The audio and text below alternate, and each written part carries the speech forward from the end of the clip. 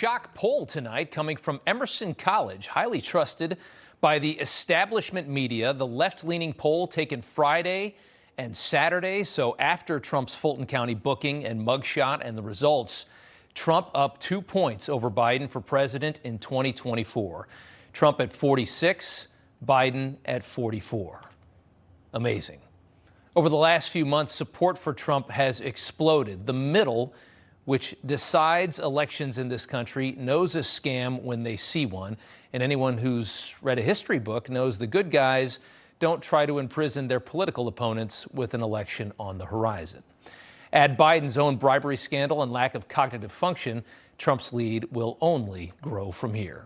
Especially with increasing evidence the Biden White House has been coordinating with members of the DOJ.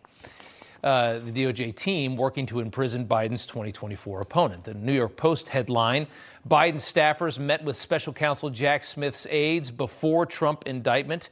The deep state is back with a vengeance, it would seem. A very familiar name, Jay Bratt, a major player in Crossfire Hurricane, a man who helped cripple Trump's presidency, claiming that Trump was a Russian agent. Well, Bratt is back, and now he's working under Jack Smith. And Bratt met with Biden's White House legal team just before Trump was indicted for mishandling classified documents. A DOJ employee meeting with the Biden White House while Biden was under investigation by the DOJ for mishandling classified documents, and just before Trump would be indicted for doing the same. It does not get much dirtier than that. And there is even more. The Heritage Foundation uncovering emails that show a corrupt DOJ working to conceal Biden's bribery scheme. While all this time, Merrick Garland, as you know, promised that David Weiss was totally independent.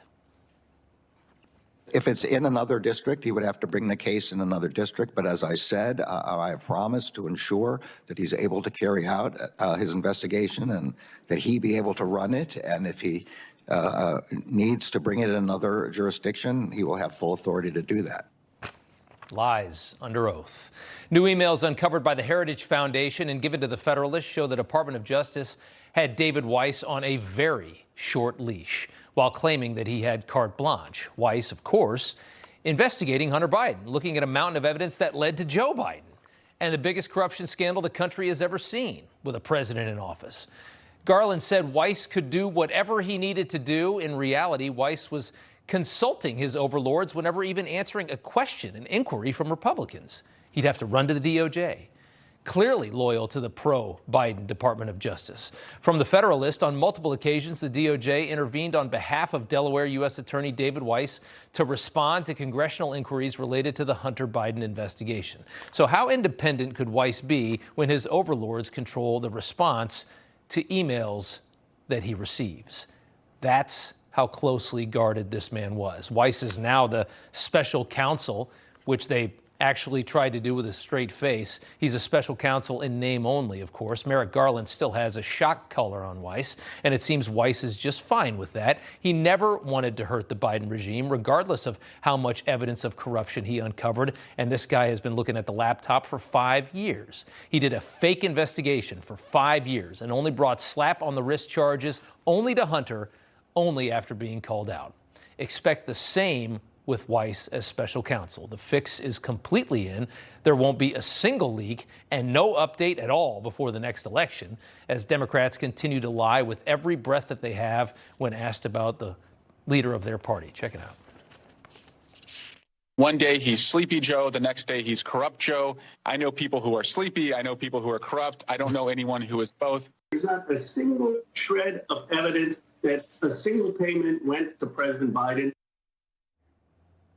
Oh, I don't know how you can be sleepy and corrupt at the same time. That's all Swalwell has with that mouth of his. That's all he can think up to defend Biden. And no evidence at all, according to Ro Khanna, the Burisma founder who says he bribed Joe Biden for $5 million. Hunter complaining to his family members how he has to give his dad half of his money, half of his, by the way, untaxed money he stole from the IRS. Victor Shokin saying Biden took bribes. And all those bizarre shell companies they used to conceal all those millions of dollars from China to the Biden family. Why would you need to use shell companies to conceal it if it wasn't coming from a corrupt source, if it wasn't for a corrupt deal?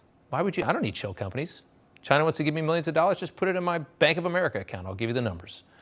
Except for all that, Ro Khanna, the only evidence that Joe Biden was the kingpin in this scheme at this point, I guess, is common sense.